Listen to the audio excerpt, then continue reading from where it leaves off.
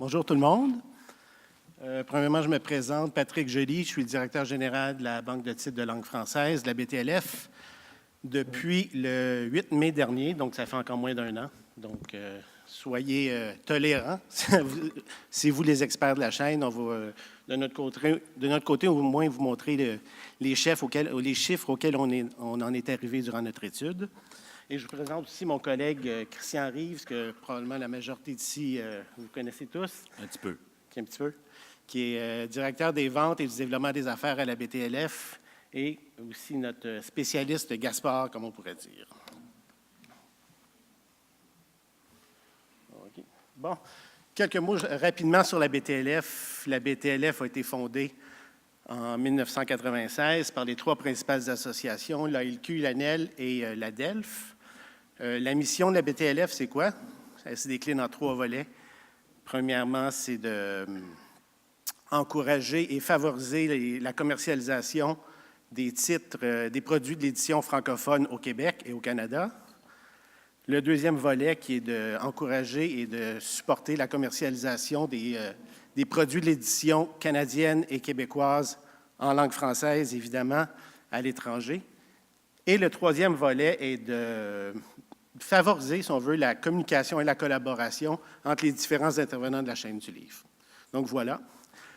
Pour l'étude dont on va vous présenter certains extraits aujourd'hui, l'étude la BTLF a été mandatée par l'ALQ pour justement faire l'étude qu'on appelle, justement, le portrait des ventes dans les librairies indépendantes de 2016 à 2018. On a regardé 4 principaux sujets qui sont le livre de fond versus la nouveauté, le livre québécois versus le livre étranger, les ventes au détail et les ventes aux collectivités, et finalement, la rotation des stocks, une réalité pour les libraires indépendants. Aujourd'hui, étant donné le temps alloué, on va vraiment surtout mettre le focus sur le fond et la nouveauté. On va parler un peu de bibliodiversité et d'autres points, mais le focus est vraiment sur le fond et la nouveauté. Quelles sont les grandes questions au début qu'on se posait avec nos partenaires de l'ALQ? Certaines des questions qu'on pouvait se poser, c'était, c'est quoi la part des ventes de fonds par rapport aux nouveautés? Pour les nouveautés, le fonds, comment c'est partagé entre le Québec et l'étranger? De combien de titres est-ce qu'on parle quand on parle de fonds et de nouveautés? Et aussi, finalement, combien de nouveautés sont mises en marché par année? Et c'est quoi la part des invendus? Donc, c'est certains des points principaux qu'on va adresser aujourd'hui. Commençons par certains aspects méthodologiques. L'étude a été réalisée à partir des données recueillies avec Gaspard. Gaspard, le fonctionnement de Gaspard, c'est le système d'information sur les ventes de la BTLF. Finalement, on fait l'agrégation de données, des données de caisse au point de vente. L'information recueillie pour chaque transaction, c'est la date, le nombre d'unités, le montant, et aussi, en parallèle, on récupère les données sur les inventaires, ce qui nous donne une bonne vision complète de ce qui est transigé et ce qui est acheté chez les libraires indépendants. En général, normalement, dans Gaspard, on récupère les données auprès de différents types de détaillants. Évidemment, dans le cas de l'étude ici, on s'est concentré sur 108 libraires indépendants de 2016 à 2018, mais dans la présentation, je vais mettre l'emphase sur 2018 là, pour couper du temps. En lisant l'étude, vous verrez là, que la réalité pour les 2 autres années. Donc, en 2018, on parle de 108 libraires indépendants qui font partie de notre échantillon. Donc, premièrement, il faut bien définir les termes. La présentatrice m'a aidé un peu en définissant ce qui était une nouveauté. Dans le cadre de l'étude, notre définition d'une nouveauté, c'est quoi? C'est un titre, un ISBN, qui est considéré une nouveauté pendant les 12 premiers mois de sa mise en marché. Donc, une fois que les 12 premiers mois sont complétés, ça devient un titre de fonds, comme on peut voir. Un fonds, c'est quoi? C'est tout titre qui n'est pas une nouveauté. Donc, ce n'est pas la date de la première vente, c'est vraiment la date de parution, la date de mise en marché, où on commence à considérer le titre comme une nouveauté. OK? Bon, commençons. Premièrement, certains faits saillants, les points les plus marquants, si on veut. En 2018, encore une fois, en 2018, il y a eu 216 739 titres distincts qui ont été vendus. Encore une fois, je n'ai pas besoin de mentionner titres, donc on parle de d'ISBN, si on veut, et non d'exemplaires, mais bien de titres différents qui ont été vendus. La catégorie la plus populaire en nombre de titres, c'est la catégorie jeunesse, avec 60 800 titres qui ont été vendus. La deuxième plus populaire, c'est la littérature, avec 44 846 titres vendus. Là, on regarde en termes de titres. Si on regarde en termes de dollars, donc en dollars de vente, encore une fois, c'est le jeunesse qui est le plus populaire avec 30,5 des ventes annuelles qui sont des ventes de titres jeunesse et 22,1 sont des titres en littérature. Et finalement, l'édition québécoise représente 49 des ventes annuelles. On ne parle pas en nombre de titres. Ici, évidemment, on va y revenir, mais on parle vraiment en termes de dollars auprès des libraires indépendants, les 108 libraires indépendants. Bon. Fonds versus nouveautés. Dans un premier temps, on va regarder la répartition en termes de vente. Encore là, on parle donc en termes de dollars, encore une fois, pour toutes les catégories en 2018. C'est peut-être un peu petit, mais bon, ce qu'on voit, c'est bon, en ordonnée, il y a les 22 catégories Gaspard, biographie, ainsi de suite, jusqu'au scolaire.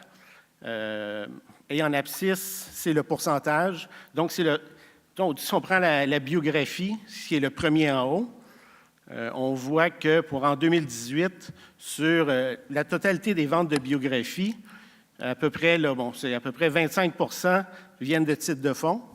Et la contrepartie, à peu près 75 provient de titres de nouveautés. À l'autre extrême, on a le scolaire, où on voit que 90 des ventes viennent de titres de fonds et 10 de nouveautés, ce qui est, j'imagine que ça ne vous surprend pas, évidemment, comme donnée, mais c'est une donnée intéressante.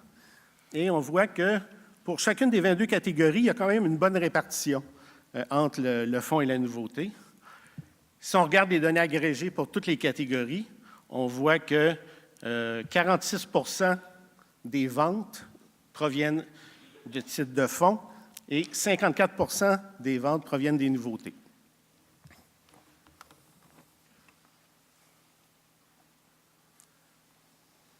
Qu'est-ce qu'il y en est maintenant si on regarde, on a parlé en dollars, maintenant si on regarde en titres.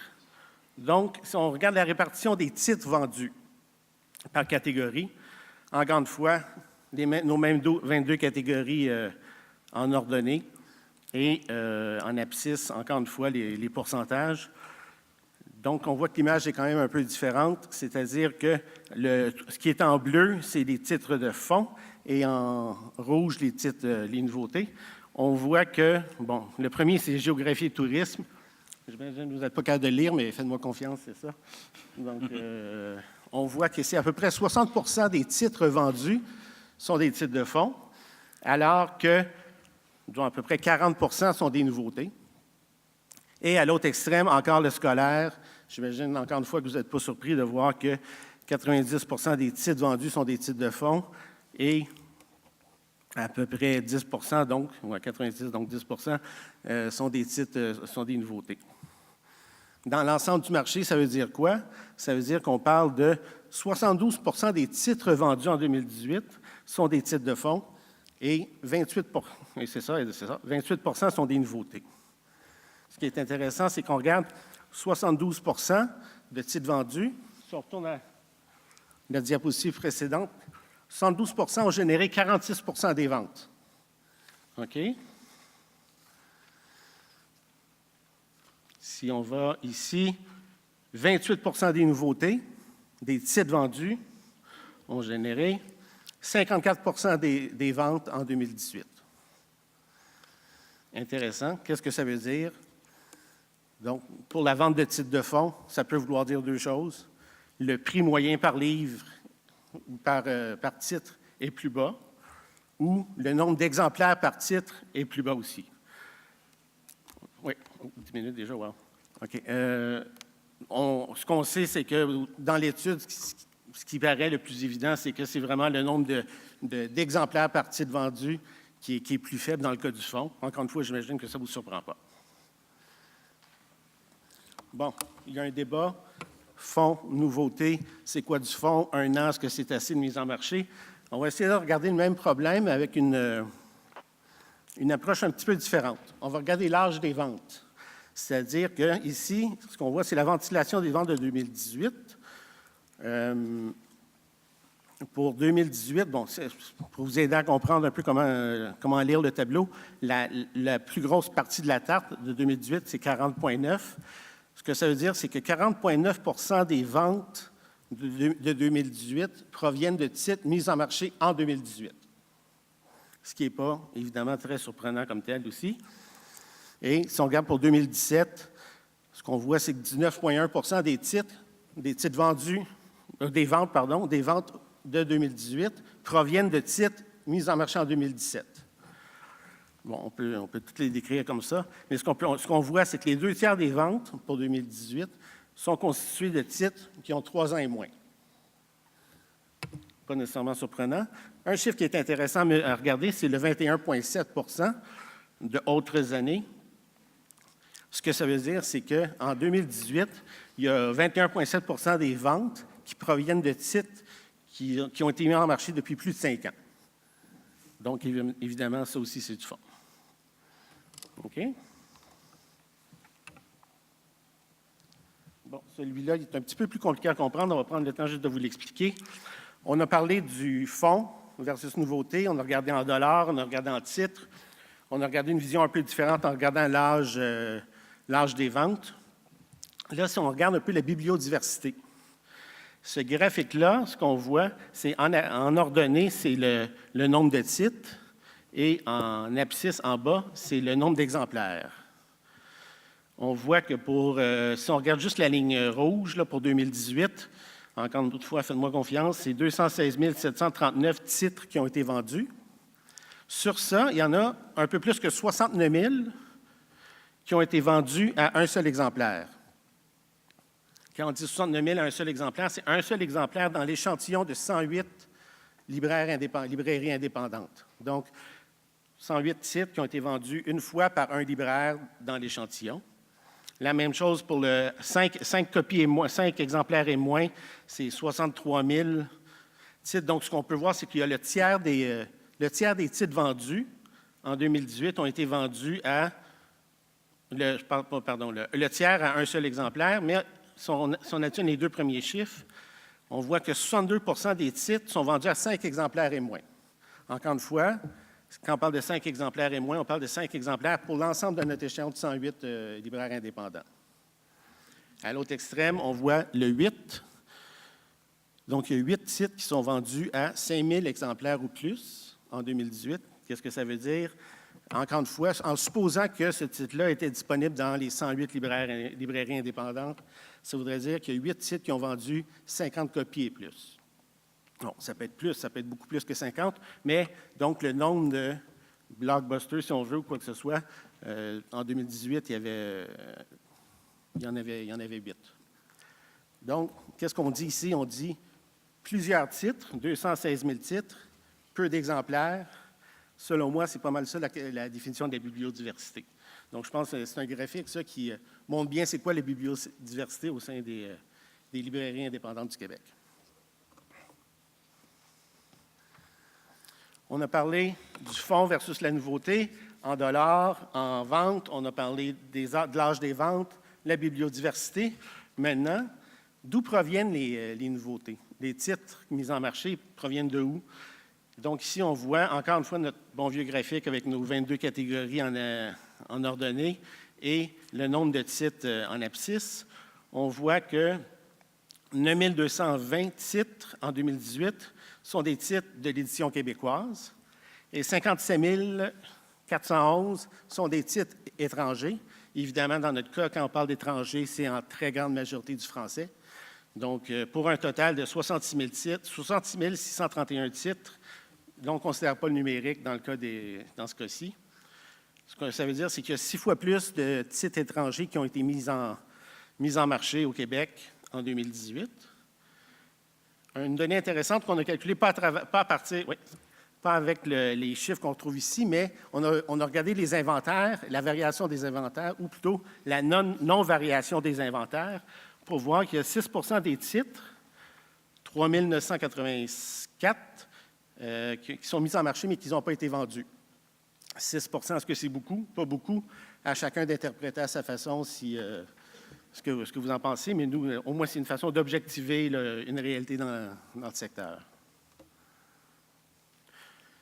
Dernier point, on a parlé, encore une fois, je reviens tout le temps, on a parlé le fonds versus la nouveauté en dollars, en titres, on a parlé de l'âge des ventes, la bibliodiversité, l'origine des titres. Qu'est-ce qu'il y en est maintenant des marchés? C'est-à-dire pour les libraires, le détail versus les collectivités. Est-ce que les patterns de vente sont les mêmes ou pas? Encore notre bon vieux tableau avec nos 22 catégories. Le fonds, encore une fois, qui est en bleu, nouveauté en rouge. Ça, c'est donc les ventes aux collectivités, encore dans notre échantillon de 108, libraires indépendants. On voit que les collectivités ont acheté 43 de fonds et 57 de nouveautés. Si vous vous souvenez, le premier tableau que je vous ai montré, on parlait de 40, pour l'ensemble du marché, c'était 46 pour le fonds et 54 pour les nouveautés. C'est quoi la conclusion? C'est que les collectivités achètent plus de nouveautés. Légèrement plus de nouveautés que j'ai marqué, mais bon, ça, à voir. Donc, ça aussi, chacun a son hypothèse à savoir pourquoi, mais c'est déjà bon de savoir, d'objectiver cette donnée-là. En conclusion, qu'est-ce qu'on peut dire? Bon, je vous encourage à lire l'étude qui est beaucoup plus détaillée que les 20 minutes pour vous présenter les grands points. Bon, les libraires indépendants jouent assurément un rôle dans le maintien de la bibliodiversité. On montre un grand nombre de titres, peu d'exemplaires, c'est la bibliodiversité. On dit que la vente de fonds requiert un effort plus grand que la vente de nouveautés. 72 des titres vendus, 46 des revenus des ventes. Donc, ça prend, on vend beaucoup plus de titres, mais à moins d'exemplaires. Donc, c'est un effort accru pour vendre du fonds. Donc, c'est un point important. Un autre point, même s'il y a 6 fois plus, on a vu dans les nouveautés, il y a 6 fois plus de nouveautés étrangères, les éditeurs québécois réalisent pratiquement le même volume de vente. Je pense que c'est 49,51, 49 québécois. Donc, ça, c'est un autre point intéressant à noter. Encore une fois, toujours au sein de nos 108 libraires indépendants. Les collectivités dépensent plus en nouveautés, comme on a dit. Et un dernier point qu'on a touché dans l'étude, je ne vous ai pas parlé ici, c'est le taux de rotation des stocks. Le taux de rotation des stocks, en gros, là, c'est quoi? C'est le nombre de fois chez un libraire que ton stock de livres se régénère dans une année. Okay? Donc, pour les libraires indépendants, le taux de rotation était de 2,5 en 2018. Quand on regarde l'ensemble du commerce de détail, le taux de rotation est de 5, ce qui est 2 fois moins. Donc, et un faible taux de rotation des stocks, ça veut dire que ton stock tourne beaucoup moins vite. C'est un peu normal avec la quantité, avec le nombre de titres de fonds qu'on trouve chez les libraires. Ce n'est pas une donnée qui est surprenante, mais c'est juste bon de le valider et de réaliser ce qui va avec un taux de rotation des stocks qui est plus faible. Il y a des enjeux de liquidité, des enjeux de coûts supplémentaires, d'assurance, ainsi de suite. Bon, il y en a qui vont dire oui, il y a le système de l'Office, il y a les mises en place qui peuvent peut-être venir nuancer un peu un faible taux de rotation des stocks, c'est vrai, mais par contre, c'est une réalité que le taux est quand même très bas. Donc, c'est ça. Je vous remercie. J'espère que vous avez apprécié. Et oui.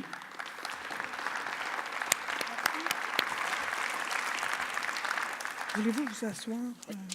Donc, on va avoir une courte période de questions autour des résultats de cette étude. Si vous avez des questions pour M. Joly ou M. Reeves, il y a des micros des deux côtés de la salle et on vous invite évidemment à vous nommer si vous voulez poser une question. Voulez-vous profiter de ces quelques minutes-là, peut-être pour nous dire un peu plus, juste peut-être parler développer? De comment on a déterminé la nouveauté. L'exemple qu'on donne, c'est un livre qui, bon, quand on regarde les nouveautés de 2018, bien, on recule jusqu'en 2017, parce que la LQ nous a demandé de suivre, dans le fond, l'Office. Donc, c'est pour ça qu'on a dit qu'une nouveauté, bien, c'est 12 mois et moins, c'est-à-dire 12 mois ou moins un jour. C'est-à-dire, oui, c'est ça. Et là, on s'est dit, on va reculer jusqu'en 2017. Donc, ça a compliqué un petit peu les choses pour notre étude. Donc, il a fallu sortir du cube pour faire les extractions puis aller dans la base de données. Puis là, Marco Micheli s'est affairé, ça y a pris presque 2 semaines, 3 semaines, à aller chercher toutes les nouveautés de 2018 et reculer jusqu'en 2017 qu'on a suivi. On a suivi les ventes pendant 12 mois. Et c'est comme ça qu'on a établi la nouveauté. Donc, on s'est dit, le fonds, bien, techniquement, le fonds, c'est tout ce qu'il y a plus que 12 mois. Donc, un titre qui paraît le 1er mai 2017, bien, il cesse d'être une nouveauté le 30 avril 2018. C'est pour ça qu'on dit dans l'étude qu'un titre, en 2018, peut avoir un double statut. C'est-à-dire qu'il peut compter pendant les 6 premiers mois de l'année comme une nouveauté qui arrive de 2017. Et ensuite, il va changer de statut pour devenir un livre de fonds en 2018. Donc, c'est pour ça que dans l'étude, vous allez voir le grand tableau synthèse qu'on vous a mis au début. Faites pas l'addition entre le fonds et la nouveauté. Ça ne marchera pas. Ça ne fonctionne pas. On a mis le total des titres distincts, mais dans l'année, il peut y avoir des titres qui ont des doubles statuts.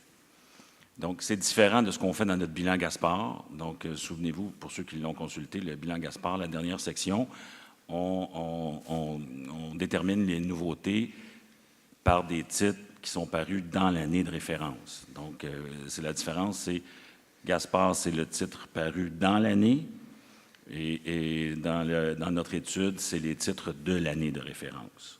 Donc, les nouveautés de 2018 reculent même jusqu'en 2017. Les nouveautés de 2017 reculent même jusqu'en 2016, etc. Petite plug ici, le bilan Gaspard va sortir d'ici 2 semaines. Ben, 7 2 semaines. 7 semaines? Ah, ben, c'est encore mieux.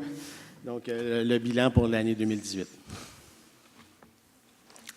Donc, il y a plein de choses que vous allez apprendre. Il y a plein de choses que les libraires vont valider, vont objectiver, puis vont dire « Ah oui, c'est vrai, là, on le voit en chiffres, on le voit en graphique. » Mais il y a des choses pour l'ANEL, il y a des choses pour l'ADELF. Benoît, Richard, je ne sais pas s'ils sont là. Benoît est là, mais je n'ai pas vu Richard.